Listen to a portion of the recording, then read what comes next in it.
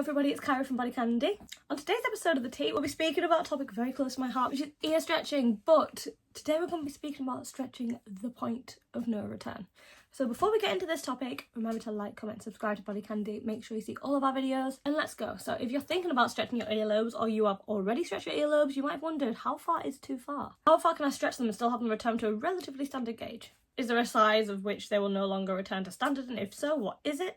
There is, in fact, a size of which you have reached the point of no return, so-called, and your lobes will never shrink back all the way down to the gauge that you started at. So let's take a moment to discuss how that actually works. So physical factors are, everyone's skin is different. Very simply, you'll get a good idea of how elastic your skin is when you're stretching your lobes. People find it far more difficult to upsize because their skin simply isn't as stretchy as they'd like it to be. This may or may not be genetic. Everyone is different, like I say. Age can also be a factor, as younger skin tends to be more elastic than older skin, but this isn't entirely clear-cut either. Stretching speed. So the most important rule of stretching is obviously to take your time.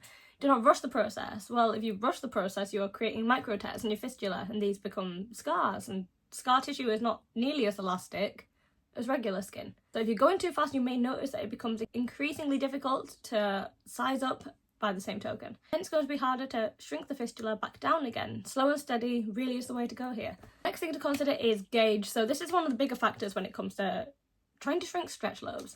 The general consensus is that the point of no return is somewhere between 2 gauge and 0 gauge.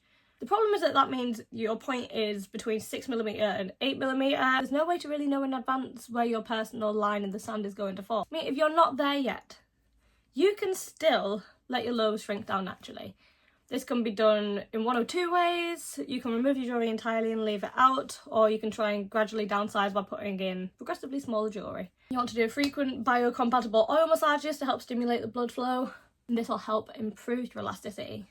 Biocompatible oils include like sweet almond oil, emu oil, jojoba oil. Baby oil is a no-no, don't use that. So what is actually too late? If you've already passed your personal point of no return, you still have options. You can take out your plugs and simply embrace the look of your new stretched lobes. You can even stack some rings in them, like I have. And my ears have shrunk as well. I used to be 22mm, and I think these are perhaps around a 16 now. This look is obviously super cute, super trendy. And while they will still not be the gauge you started out with, for example, stacked rings tend to be less noticeable than actual plugs, so if you like that look, go for it. If neither option appeals, you can also see a plastic surgeon about earlobe reconstruction. This involves surgically removing the excess skin and stitching the lobe back together. After the healing process is complete, you can actually even get them re-pierced. So let me know what you think. Are you in the same position as me where you kind of fell out of love with wearing plugs? Would you go for a jewellery option like this with stacked lobes? Let us know what you think. Thank you so much for watching this video. Remember, if you enjoyed this video, to like, comment and subscribe to BodyCandy, and we would love to see you on the next video. Goodbye.